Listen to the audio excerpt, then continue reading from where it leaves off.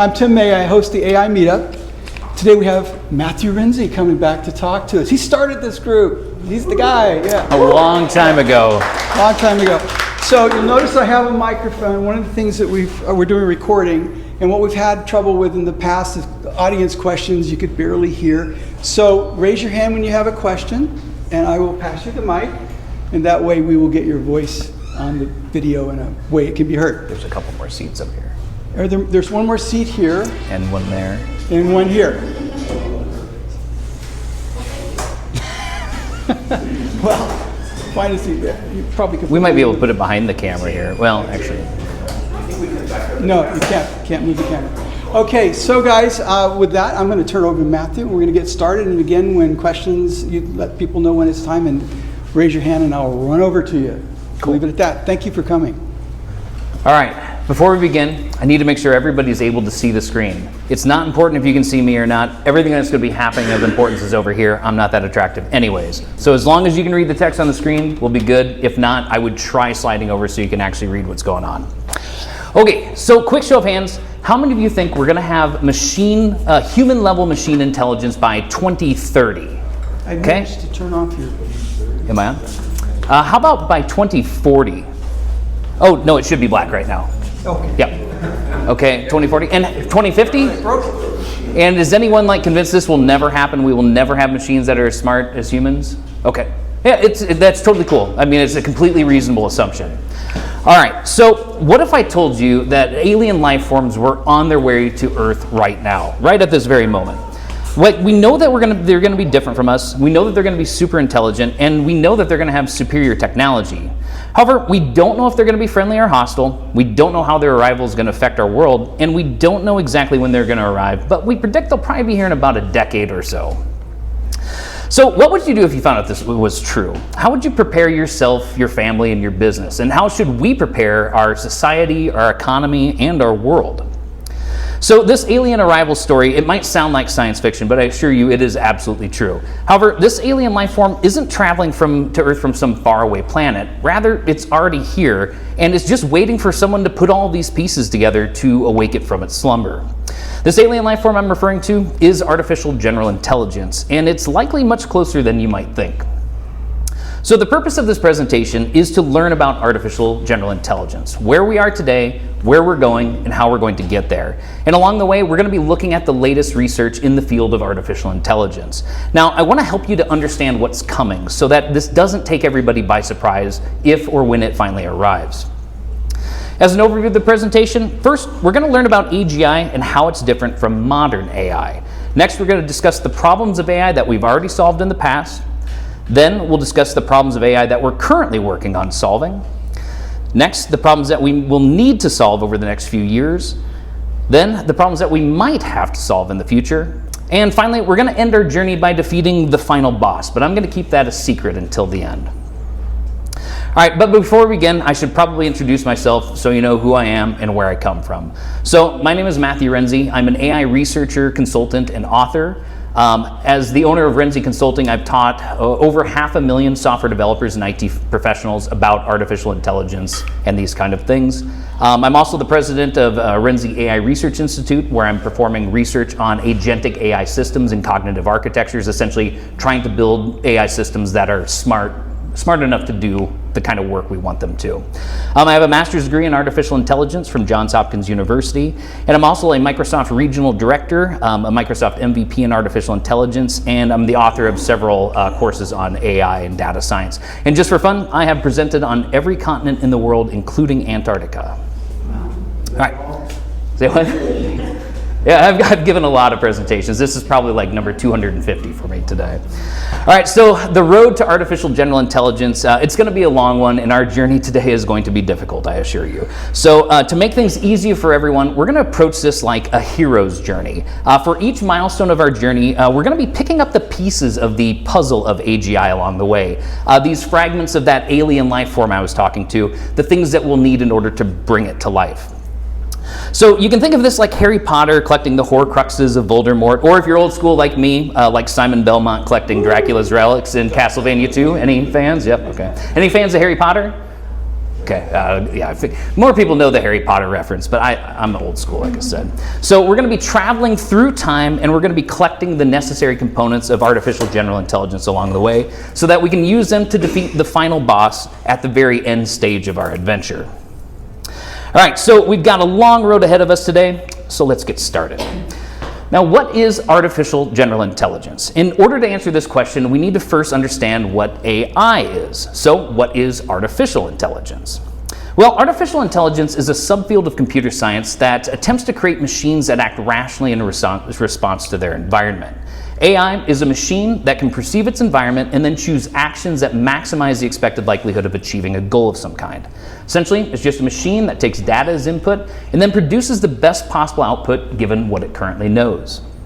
And now, when I say artificial intelligence, many of you are going to immediately think of modern AI tools like ChatGPT, Amazon Alexa, or Tesla self-driving car.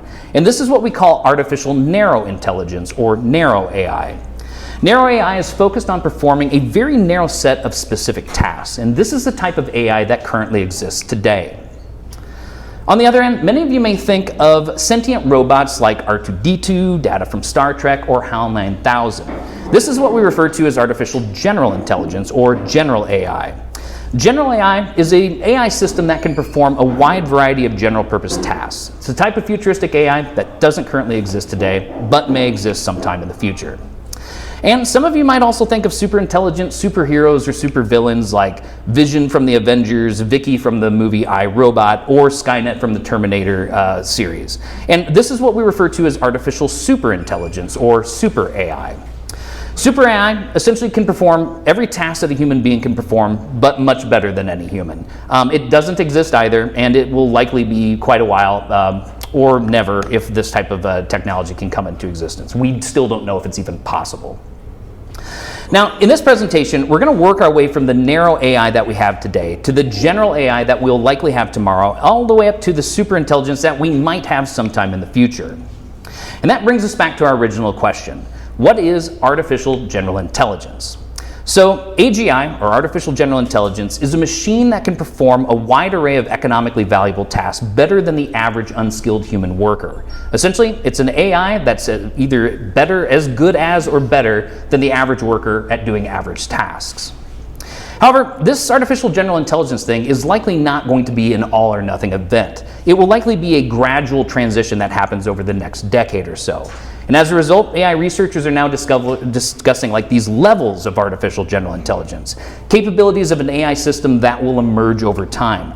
And you can think of this like the 5 levels of autonomy with self-driving cars. We have these different levels that show us what the capabilities of the system are.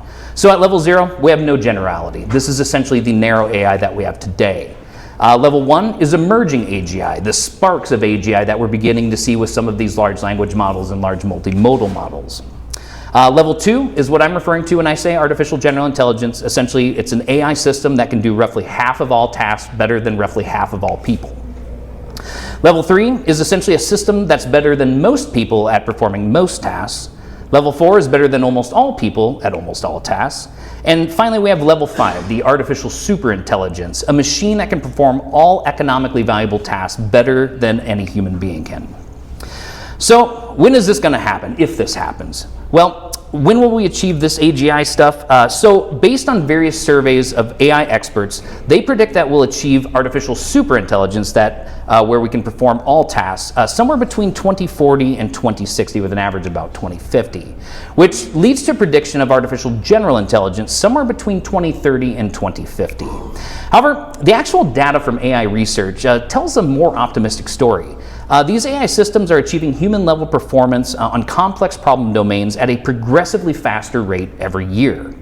And the exponential increase in the number, size, and capabilities of AI systems has some experts convinced that we're essentially going to achieve this artificial general intelligence and possibly artificial superintelligence before the end of the decade. Probably not artificial superintelligence, but maybe artificial general intelligence. But ultimately, predicting the future, especially with technologies like this, is extremely difficult. Nobody really knows for certain if or when this is going to happen. And if anyone tells you they know when it's going to happen, they're trying to sell you something. All right, so our practice time is over, all of our training is complete, and we are ready to begin our adventure.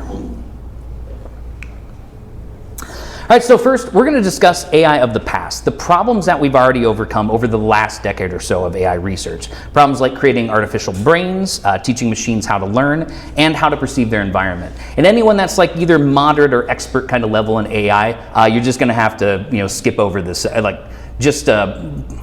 Bear with me. I need to make sure everybody's on the same page before we move into the more complex stuff. But I assure you, this will get a lot more interesting for the experts in the room. All right, so it might surprise some of you that artificial intelligence has been around for quite some time. In fact, the field of AI dates all the way back to the 1950s. In 1956, a group of computer scientists got together for the first conference on artificial intelligence. And the conference kicked off the first wave of AI research, which we call the symbolic AI era. And it also gave us the name artificial intelligence. The first wave of AI research led to several successes in symbolic AI. We had advances in things like state-space search, computational logic, and natural language processing. But the most important of these advances for the purposes of our journey today is the development of the first neural networks, which we called perceptrons. Simple neural networks consist of a set of input neurons, a set of output neurons, and a hidden layer in between those neurons. And the neurons are connected by a set of edges that propagate information through the network, essentially from the input to the output of the network. Data goes into the input layer of the neural network, and then a prediction of some kind comes out the other end. The input neurons take a set of numeric values as input, and then the hidden layers, they perform a bit of math, and we end up with an output layer producing a probability, a prediction of the category or type of output. It gives us a probability of that. So neural networks allow us to make decisions and predictions similar to the way an organic brain does, or more specifically, the way we thought organic brains would make these predictions. Essentially, it's providing us with an artificial brain or an engine for computation for these AI systems. However, there's several severe limitations of artificial neural networks, which were discovered soon after. And as a result, the promise of these neural networks essentially faded pretty quickly. And this, in part, led to the first AI winter, a period between the mid-70s to the early 2000s where funding and interest in artificial intelligence research almost completely dried up. Essentially, the heyday of this classic era of AI had ended. Now, after the AI winter, researchers went back to the drawing boards and searched for a new path to human-level AI intelligence. This era of AI is largely known, it largely focused on how to learn knowledge from data, and we refer to this type of AI as machine learning. So the era of machine learning was largely successful because we now had tremendous amounts of data available, significantly more compute power available, better algorithms for training AI models, and a much more disciplined approach to AI, essentially a data science approach. Now, essentially with machine learning, we use existing data and a training algorithm to learn a model of the data. Then we can feed new data into that model that it's never seen before, and it's going to make a prediction of some kind based on that new data. Now, a machine learning model is essentially a function. It's just simply a mapping from an input to an output, just like we learned about in high school algebra. In this case, it takes data as an input, and it's going to produce a prediction or a decision of some kind as its output. For example, imagine we wanted to create a function to determine whether a photo contains an image of a cat or not. We want our function to take an image as input and then produce a prediction of either cat or not cat as its output. So how would we do that? How would we make our machine learning cat detector? Well, first, we need to create a data set that contains images of cats and images without cats. We would have a human being label each of those millions or hundreds or thousands or whatever photos, saying whether it's a cat or it's not a cat. Next, we'd apply a machine learning training algorithm to that data set of images with and without cats so it could learn what catness is. The algorithm essentially learns to determine, what is it about pixels in this one image versus the other image that leads to it being a cat or not a cat. The machine learning training algorithm then produces a machine learning model. The model encodes the statistical relationship between the input image and two categorical labeled outputs, either cat or not a cat. Finally, if we've done everything correctly, we should be able to feed in a new image into this model, and it's something that it's never seen before, and it's going to provide us with a prediction of whether that image contains a cat or not. More specifically, it's going to tell us the statistical likelihood that the image contains a cat or not. And now, this is a vastly oversimplified explanation of how machine learning works, but it teaches us the important thing, or the essence that we need to know in order to move on. However, there are still some pretty significant limitations with machine learning of this era. So many machine learning experts and AI experts thought we were headed right towards another AI winter. Fortunately, though, several advances in AI led us out of the machine learning era and into something called the deep learning era. The most important of these advances was the deep neural network. Now, a deep neural network is a neural network, just like we saw before, that has more than one hidden layer. And by adding more hidden layers, it allows the network to model more progressively complex functions. For example, if we want to teach a neural network how to detect human faces, first, in the input layer, we feed it a set of labeled images of human faces in order to teach the network what each person's face looks like. Now, the first layer of the neural network, it learns to detect geometric primitives, things like horizontal, vertical lines, diagonal lines, etc. And the middle layers of the network learn to detect more complex facial features, for example, eyes, nose, and a mouth.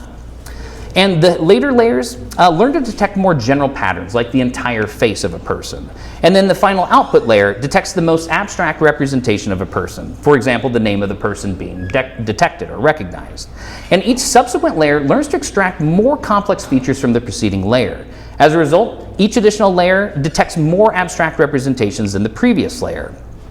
And however, we can also flip these deep neural networks around conceptually and then use them to generate complex output from abstract input as well. This is a technique used in generative adversarial networks, the technology behind deep fakes.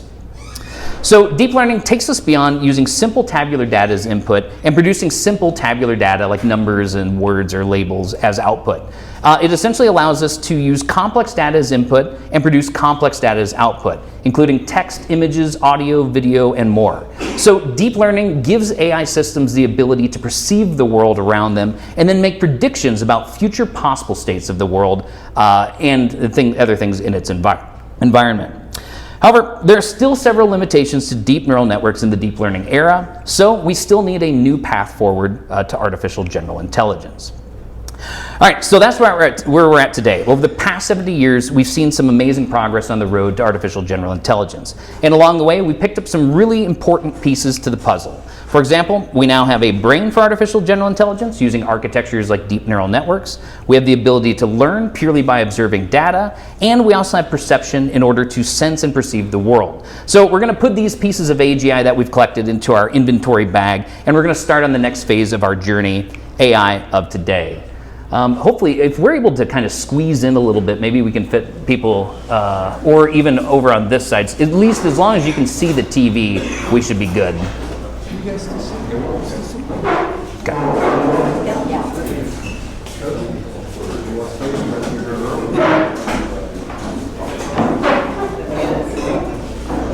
I think either we'll need a bigger room next time or I'll have to make my presentations less interesting. We look for open labs. Oh yeah, there's plenty of open labs available too. All right. So next we're going to discuss artificial intelligence of today, the problems that we're overcoming on the road to AGI right now. Problems like attention, understanding, and agency. All right, so in 2017, Google published a paper titled Attention is All You Need. And this paper introduced the groundbreaking idea of self-attention.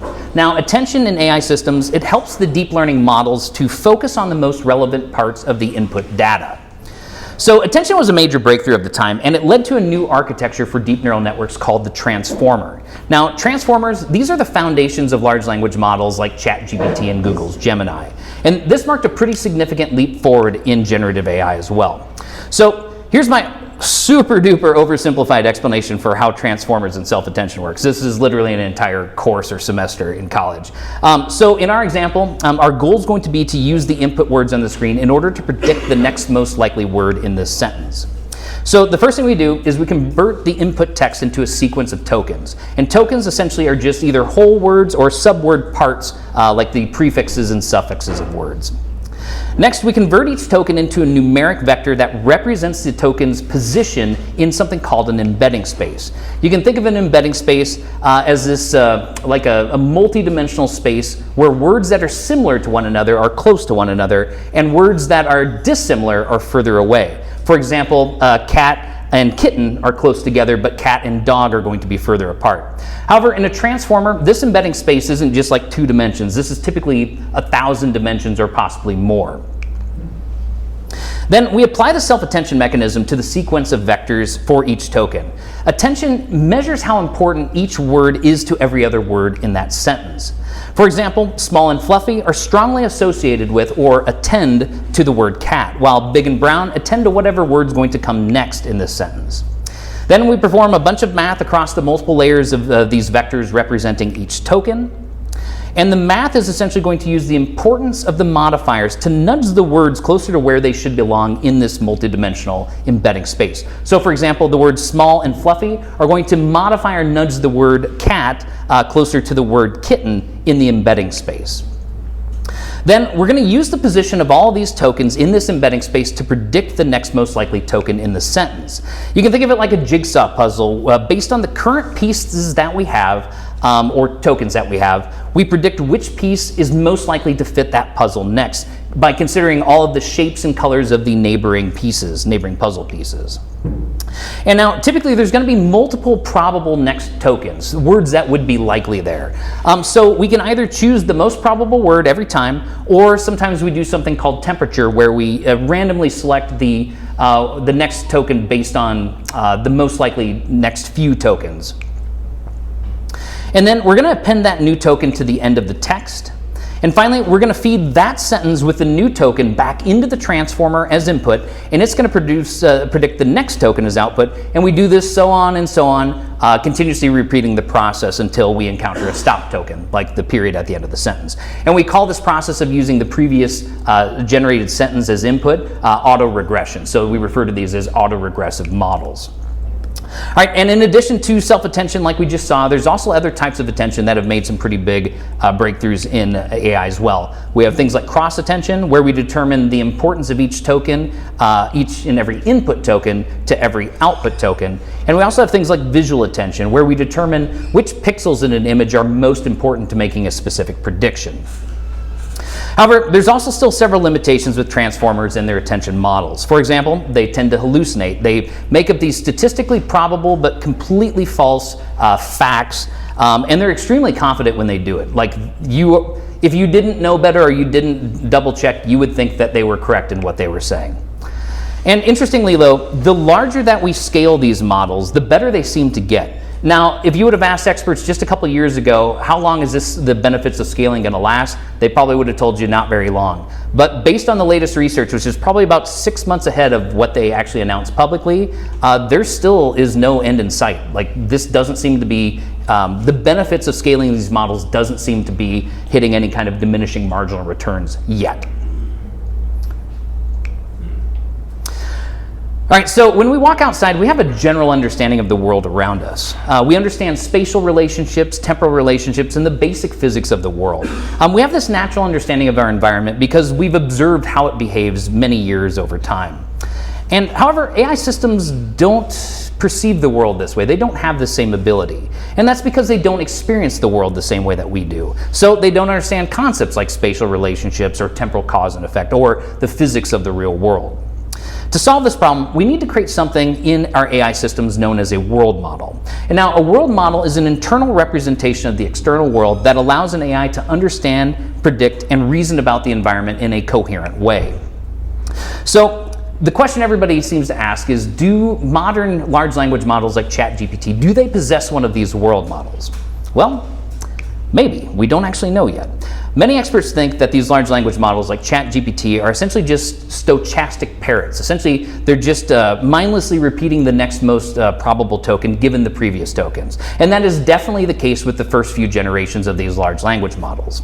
However, when you scale these models up to billions of parameters using trillions of training samples, it looks like they begin to develop some kind of rudimentary world model. But you have to keep in mind, this is a world model as solely described in text. Imagine if you only ever perceived the world as text descriptions, like how would you understand the world? It'd be very different than what we experience the world as. So, for example, when a large language model learns to predict the words in the phrase, he shoots, he scores, it's learning a lot more than just the probability of the next most likely word. It's also learning basic concepts, relationships, analogies, and more. It's learning that throwing a basketball into a hoop leads to scoring a point. So when it encounters a person with another type of ball-like object, like a crumpled up piece of paper, throwing it into a different kind of basket-like object, like a trash can, it understands that the person desires to get the ball of paper into the trash can in order to score an imaginary point. Now, this is very different from stochastic parroting. A purely text-based world model allows an AI to learn very primitive types of spatial relationships, temporal cause and effect, and the physics of the world, once again, solely as described in text. It allows the system to use the current state of the world, as described in text, to make predictions about the future states of the world, also as described in text. Now, the emergence of a world model in large language models is what we call an emergent property. These behaviors that don't seem to exist in the smaller models, but then all of a sudden just appear out of nowhere as we scale the models up larger in size.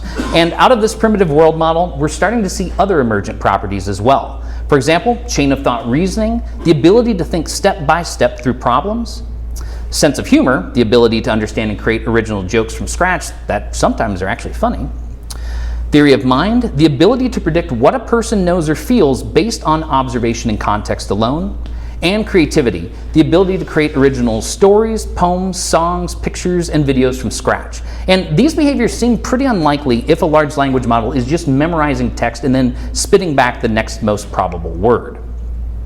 And now, to be clear, I'm not saying that these large language models have a world model, just that they're beginning to exhibit some kind of primitive world model, once again, solely as described in text.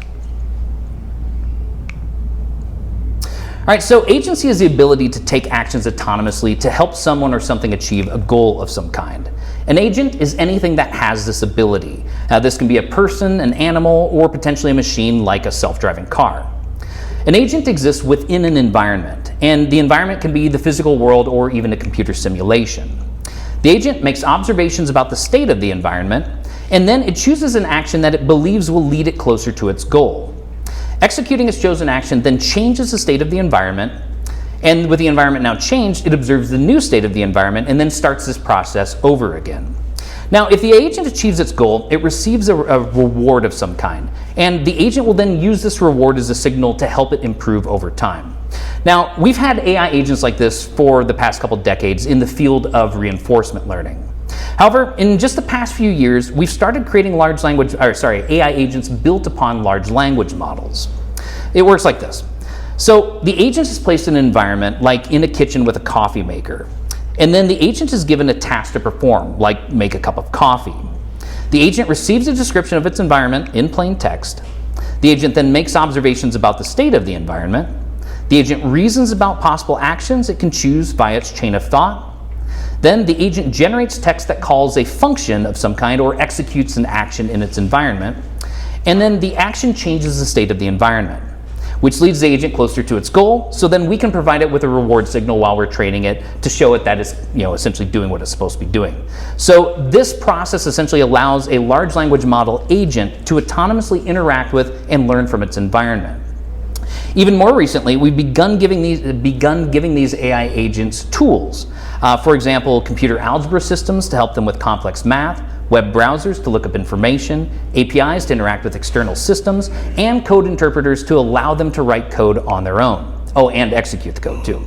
So surprisingly, these agents have become pretty good at using these tools, and once they learn how to use the tools, they become significantly more capable than the systems without tools. In fact, in some categories or problem domains, they actually become like superhuman in some math and logic problem domains and stuff like that. So unfortunately, AI agents, they're not without their problems. They're expensive to run, they have limited planning capabilities, they get stuck in these infinite loops, and they're potentially dangerous if we give them access to the outside world. So we have to be really careful with them. However, these AI agents or similar agentic AI systems are likely the future of AI. Companies like Microsoft and OpenAI are investing heavily in these large language model and large multimodal model agents right now. All right, so we've completed the next milestone on our journey on the road to AGI, and we picked up a few new pieces of the puzzle along the way. For example, we now have attention, we have understanding, and we have agency, new skills that we can use to build our artificial general intelligence. So once again, we're going to put them in our inventory, and we're going to start on the next step of our journey, AI of tomorrow. All right, so next we're going to discuss AI of tomorrow, the problems that we need to solve over the next few years on the road to AGI. For example, problems like generality, reasoning, and embodiment. All right, so as we mentioned earlier, we're currently living in the world of narrow AI, AI that's specifically trained to solve a very narrow set of problems. For example, detecting faces in an image, converting text to speech, or recognizing hand gestures. However, humans, we don't work this way. We can transfer skills that we learn from one task to other similar tasks. For example, transferring the skills that we learn from riding a bicycle to riding a motorcycle. Like a bicycle riding, narrow AI essentially would have to be retrained from scratch in order to learn how to ride a motorcycle.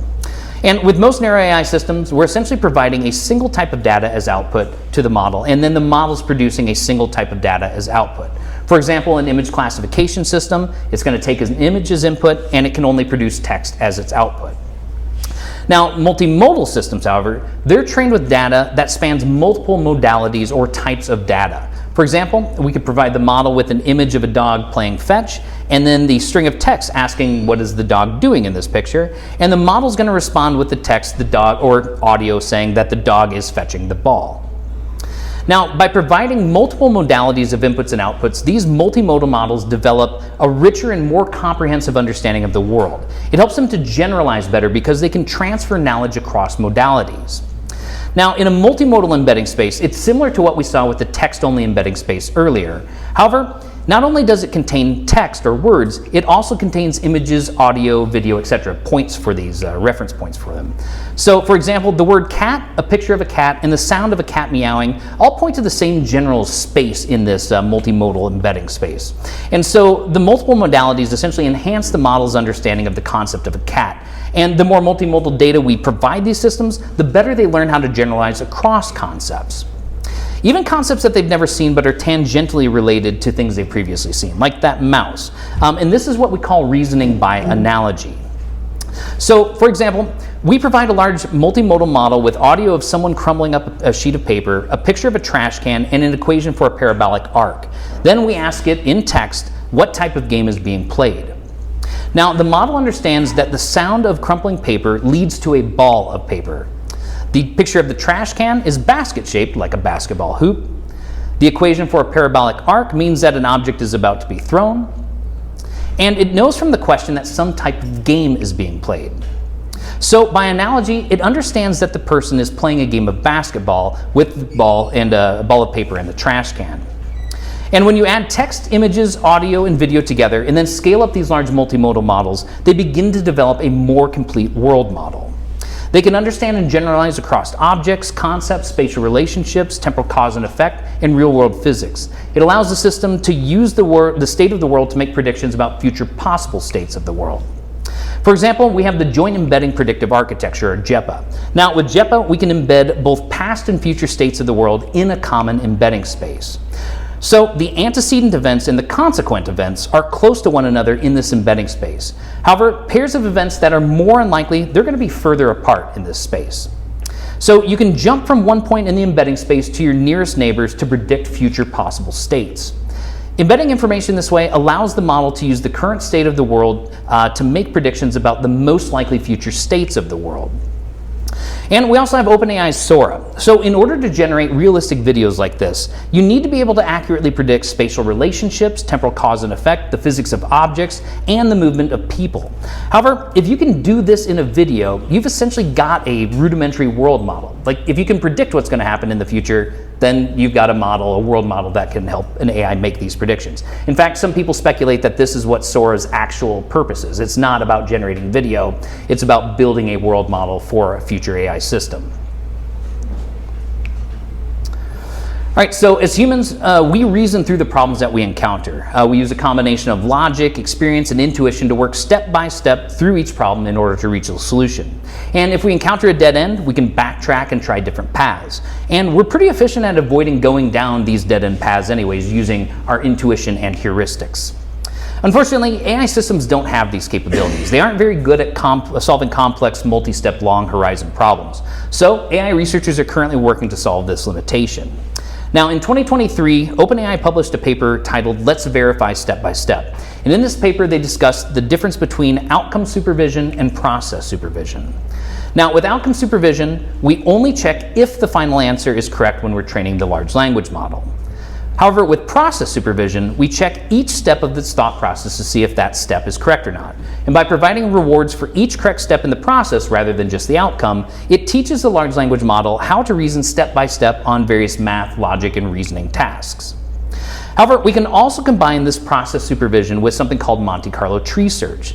With tree search, we're going to generate multiple plausible next steps in each of these steps in the chain of thought. And then we're going to see which paths lead it to the correct answer.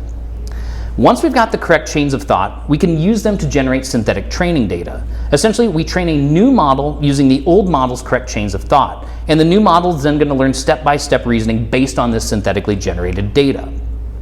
Now, some people suspect that this is what OpenAI is doing with their new top secret project called Q-Star, which was just renamed Project Strawberry here recently. So essentially, they're training a large language model to reason using process supervision, tree search, and then synthetic training data. And now it seems plausible to me based on the leaks that have kind of come out. And they just showed this to the OpenAI employees like literally last week. So the people inside the company know what this is now. The US government knows. I know somebody who showed that they showed it at the White House and stuff. And so we're gonna know what this is here very soon, but as of right now, the general public still doesn't.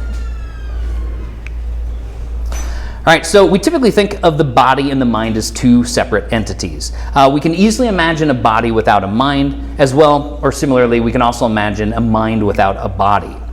Embodied cognition is a theory in neuroscience that suggests that the mind not only controls the body, but the body also influences the mind.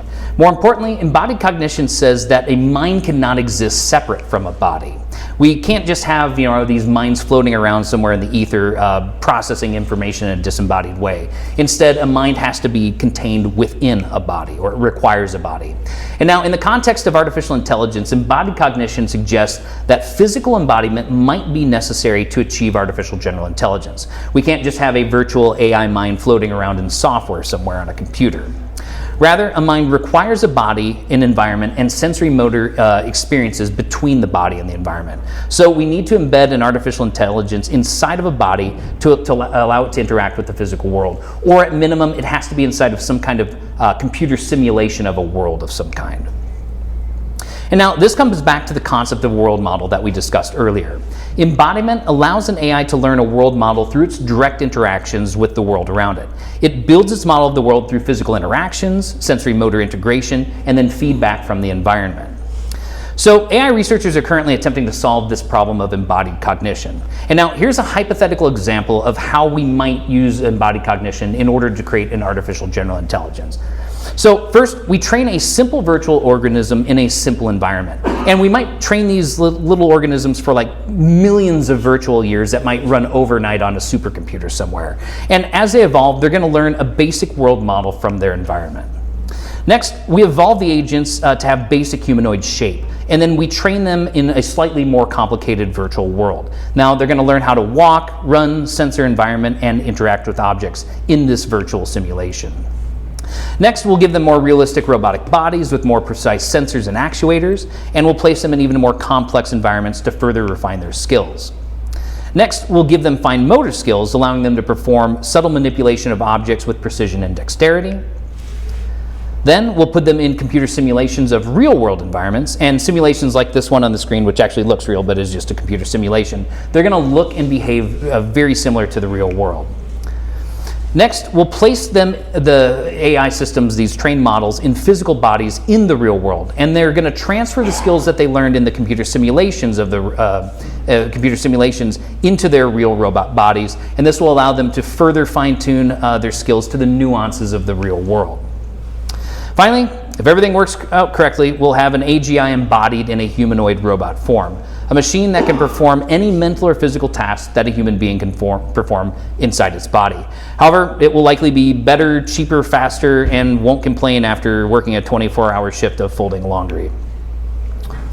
And now, keep in mind, there are still several serious issues with embodied cognition. For example, something called Moravec's paradox, the observation that tasks that are difficult for humans to perform, like complex math, are typically really easy for machines to perform, and tasks that are easy for humans to perform, like opening a door, are often very difficult for machines to perform. And this is a phenomenon that we've observed way too many times in the history of artificial intelligence. So we might still be a ways off yet. So we've achieved another milestone on the road to artificial general intelligence. We've unlocked a few more pieces of the AGI puzzle, including generality, reasoning, and embodiment. So we're going to stash those in our inventory as well and continue on the next phase of our journey, AI of the future.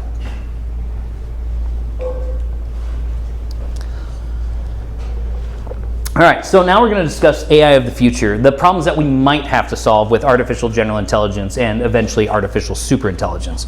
Problems like recursive self-improvement, artificial consciousness, and value alignment.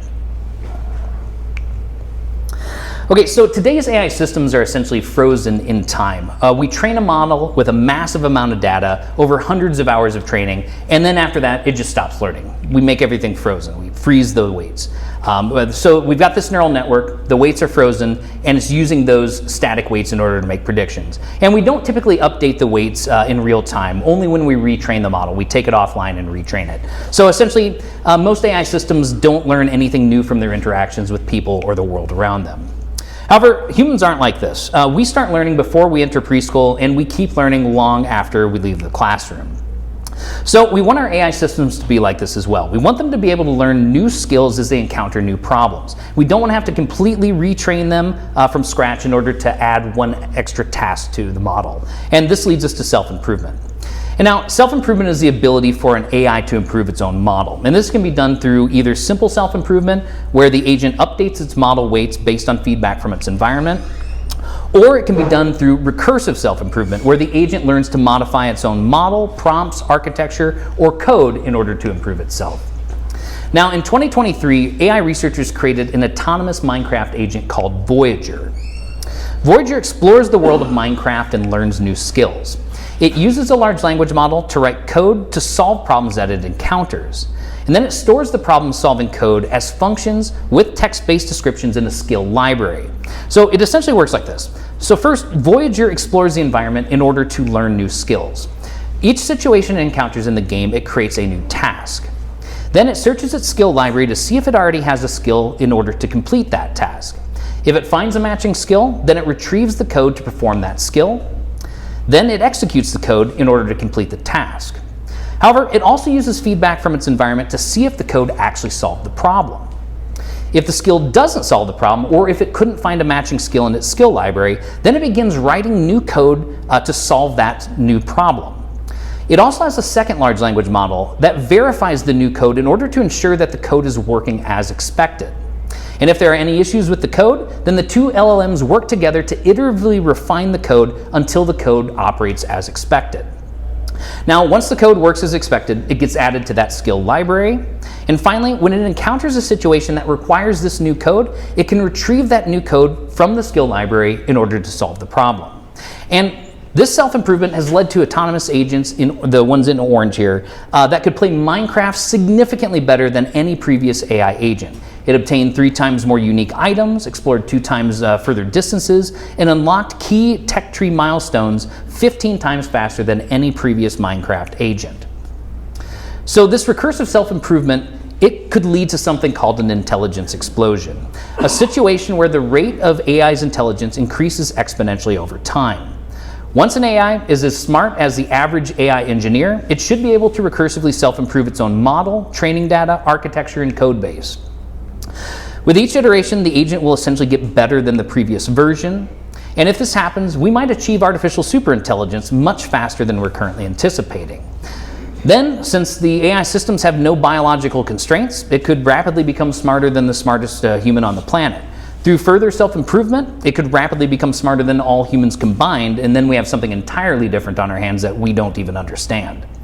Recursive self-improvement could also lead to something called the escape problem, a situation where AI learns faster than we can learn how to control it. And right now, we really don't know how to control an artificial superintelligence, and we don't even know if it's possible to do it, which leads us to our next topic.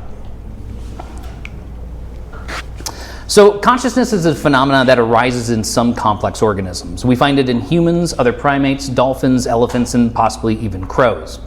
Consciousness is the ability of an agent to be aware of its own self as an entity separate from other objects in its environment. It gives the agent an identity as an observer separate from the world around it. It also gives the agent something we call a subjective experience of the world. We don't say this hand experiences pain, we say I feel pain, or I feel pain in my hand. So while we've made great strides in understanding and improving artificial intelligence over the past few decades, we're much further behind in artificial consciousness. Right now, AI systems, they might seem pretty lifelike and intelligent, but they don't possess any kind of self-awareness, subjective experiences, or sense of self. While we don't fully understand what consciousness is, how it works, or why it even exists, we do at least have some pretty good ideas about it. So here's how we think consciousness works based on the best of our understanding from neuroscience. Now, we know that the brain is composed of several modules or submodules that perform specialized functions. Some modules process sensory information from our ears, eyes, nose, etc. Others control our muscles, allowing us to act within the world. And some modules perform internal functions like retrieving memories, emotions, and decision making. Now, each of these modules needs to communicate with other modules in order to function as a whole. However, it is highly inefficient to have every module and submodule connected to every other module directly. So we need a strategy to make intermodule communication much more efficient. The solution is to create something called a global workspace in order to integrate information in the brain. And now you can think of it like a stage. Consciousness is like a stage where actors are performing in front of an audience. However, each of the members of the audience is also an actor just waiting to play their part on the stage. So during each scene, every actor competes to go up on stage and say the next line of the play. As they each propose their idea for the next line, and the actor with the best line ends up making their way up to the stage. The actor speaks their line to the audience of other actors, that is, it broadcasts its information to the other modules in the brain. Each actor in the audience then receives that message, and they all start competing to say the next line again. So a conscious stream of thought is essentially just the various lines of this play playing out in the stage of our mind. However, it's not just the lines of dialogue, it's also sounds, images, actions, emotions, etc. And this play in our mind, it essentially continues from the moment that we wake up until we fall asleep, and kind of when we dream as well too. And in this theory of consciousness, our conscious attention is essentially just the last few lines of dialogue performed on the stage. It's the information that's contained in our short-term memory. So one's sense of self emerges from the realization that the theater, containing the actors in the play, is a separate entity from the world outside of the theater. And so subjective consciousness, the thing that gives us a subjective experience of the world, is an emergent property of this process playing out on the stage of our minds. Unfortunately, even with this analogy, we still really don't understand consciousness well enough to intentionally build an artificial consciousness.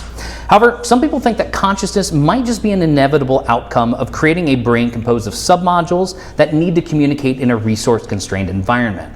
Essentially, consciousness just kind of happens when we scale up AI systems. So we might not actually need to build a conscious AI machine. It might just happen on its own. And as you can imagine, this obviously leads to a whole lot of potential ethical issues. For example, how do we know if an AI is conscious or not? If one does become conscious, can it experience suffering? And if it is conscious and it experiences suffering, then what right should it have in our society? And I mean, these are all really difficult questions that we may need to answer in the near future, which is why the next step in our journey is so important.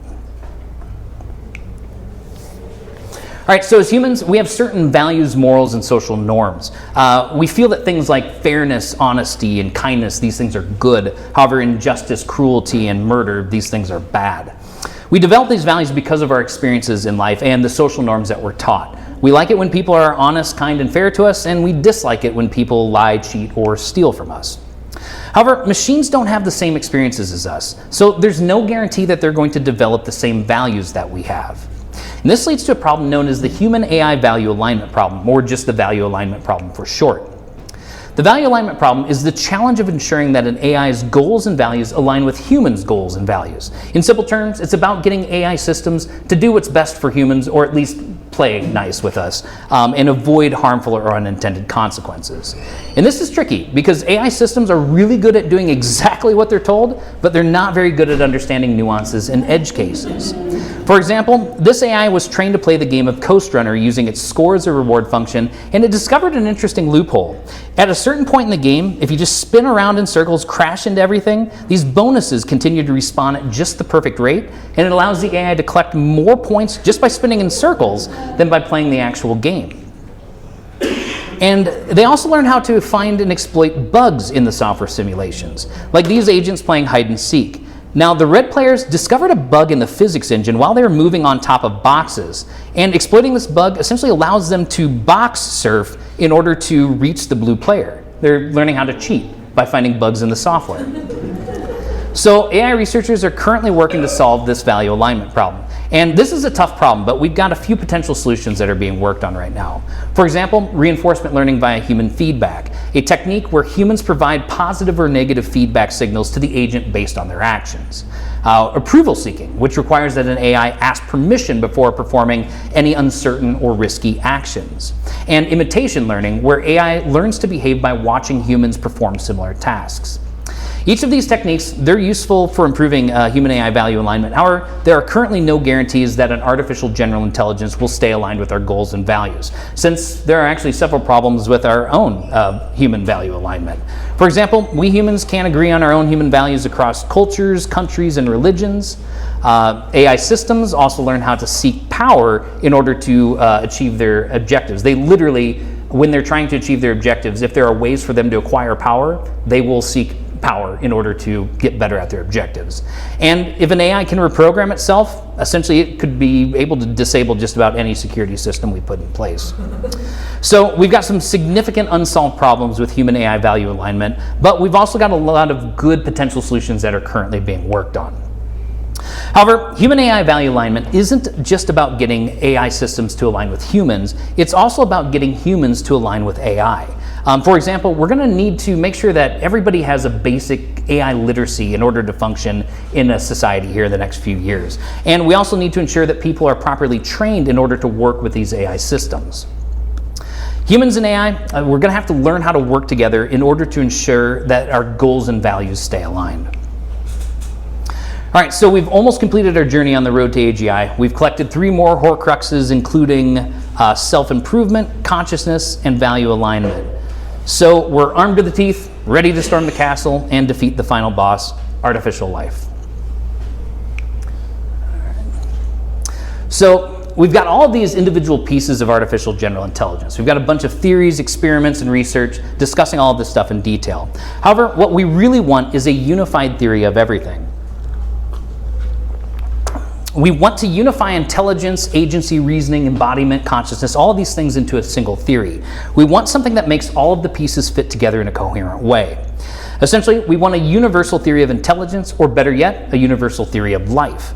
And while we're still pretty far away from this goal, there are some interesting candidates of note. So I want to introduce you to one of them that I actually find quite compelling. It's called the variational free energy minimization principle, which is a lot of words. Most people just call it the free energy principle. It was developed by Carl Friston, one of the most well-respected theoretical neuroscientists in the world. And here's how it works. So imagine we've got a small organism like a mouse. Now, information is going to flow through the mouse from the outside world inside of the mouse and then back out of the mouse to the external world. The mouse's body is surrounded by something we call a Markov blanket. It's an abstract statistical layer, like a skin, that separates information from the outside world from information inside the mouse. So the information inside the mouse we call internal states. The mouse's brain has direct access to all of the information contained in these internal states. The information outside of the mouse, however, we call external states or hidden states. The mouse's brain doesn't have any direct access to any of the information contained in the external states, which is why we call them hidden states. So the Markov blanket states, they can be subdivided into 2 different types of states. We have sensory states, which include information coming into the mouse from its eyes, ears, nose, etc. And we have active states, which is the information that passes outside of the mouse through its actions that influence the external states, that influence the external world. So the mouse can only acquire information about the hidden states of the external world via information that touches and then passes through the surface of its Markov blanket. This information is anything that comes through its eyes, ears, nose, mouth, and skin. Essentially, the mouse is sensing the world, the external world around it through this Markov blanket. And the mouse can only influence the external states by the information that comes out of its active states, that is, the actions that it performs. So essentially, the mouse is acting upon the external world, then changing the state or the external states around it. So now we're going to simplify this diagram to include just one of each of these 4 types of states. And then we're going to rotate everything on its side just to make this easier to diagram. And we'll add some labels here just for clarity. Okay, so once again, we have these hidden states in the external world, and the mouse is sensing information about the world through its sensory organs. The mouse's brain, its internal state, perceives information via its sensory states. However, the mouse's brain is also constantly trying to make predictions about what it expects to see. It's essentially trying to use its internal states to predict what the external states will look like over time. Sometimes what the mouse observes doesn't match the predictions that its brain has made based on the information contained in its internal states. So its brain tries to update its predictions in order to better match reality. This is the process that we call perception. Free energy is a statistical measure of how much uncertainty or surprise the mouse's brain is experiencing when one of these prediction errors occurs. So the larger the discrepancy, the greater amount of surprise or free energy in statistical terms. So the mouse's goal is to reduce the amount of surprise as much as possible. It's trying to minimize this variational free energy because uncertainty is bad, especially when the mouse's survival is on the line. To reduce this uncertainty or surprise, the mouse has 2 options. It can sit around and wait for things to happen all day long and then be surprised and update its predictions when something happens. But this is a slow process and likely leads to the mouse dying pretty quickly. Or, better yet, it can actively try to do stuff and see what happens while intentionally trying to minimize its surprise as it's doing stuff. And this process is obviously much more efficient and leads to better long-term survival outcomes for the mouse. So the mouse's actions then modify the state of the world, the external hidden states. And then it can use feedback from its environment in order to minimize errors in its predictions about how its actions are going to affect the world around it. This is what we call active inference, learning about your environment by actively probing it to see how it responds to various actions. And this process allows the mouse to build an internal model of the external world. It allows the mouse to sense the current state of its environment and then make predictions about future possible states of the world. Just like we saw with the AI systems in the past. They're using this internal model of the external world in order to make predictions about future states of the world. And now there's a lot of complex mathematical equations that formalize all of this, but we're going to skip over all of the math to keep things simple. The goal of all of this is for the mouse to survive. It's trying to minimize uncertainty, this free energy or surprise, in order to maintain homeostasis, which are its current needs, and allostasis, which are its future needs. The better it can predict how its environment is going to behave and how its actions will affect the environment, the better it can survive long enough to reproduce. And so by evolutionary selection pressures, organisms like our mouse evolved to minimize their variational free energy and evolved to minimize uncertainty or surprise. However, this doesn't just apply to mice and their brains. This principle can be applied to pretty much all living things across multiple scales. Single-celled organisms whose internal cellular structure, its internal states, try to maintain homeostasis by adapting to external environment, the hidden states of the environment. Simple multicellular organisms without brains, whose nervous systems move their bodies in response to environmental stimuli in order to eat, attack, defend, and reproduce. Complex organisms with brains, trying to survive by predicting future states of their environment based on sensory information coming into their brain. Social groups or superorganisms, developing collective behaviors and social norms to reduce uncertainty and maintain social stability. And potentially machines, like robots, using sensors and actuators to perform active inference in their environment. And this free energy principle, it essentially unifies concepts from a whole bunch of various fields, including biology, neuroscience, physics, and computer science. These seemingly disparate concepts existing in each field in their own language all seem to unify under this principle. And it helps provide a framework about how all of the pieces of an artificial general intelligence might fit together and how an AGI might evolve. More importantly, it sets the foundation for artificial life, synthetic organisms that exhibit all of the necessary properties to be considered living entities. However, Friston's free energy principle is not without its issues or its critics, so I encourage you to look further into this and make your own conclusions. All right, and there we have it. We have defeated our final boss and picked up the last piece of our puzzle. We've completed our journey on the road to artificial general intelligence, collected all of our Horcruxes along the way, and we now have the power to create an artificial general intelligence. So the only question now is, will we use this power to create a superhero or a supervillain? The choice is ours to make. Thank you.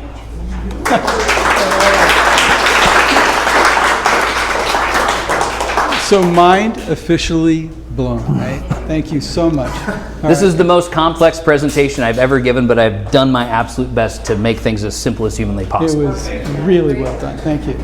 All right, so that wraps up this AI meetup because lunch is on.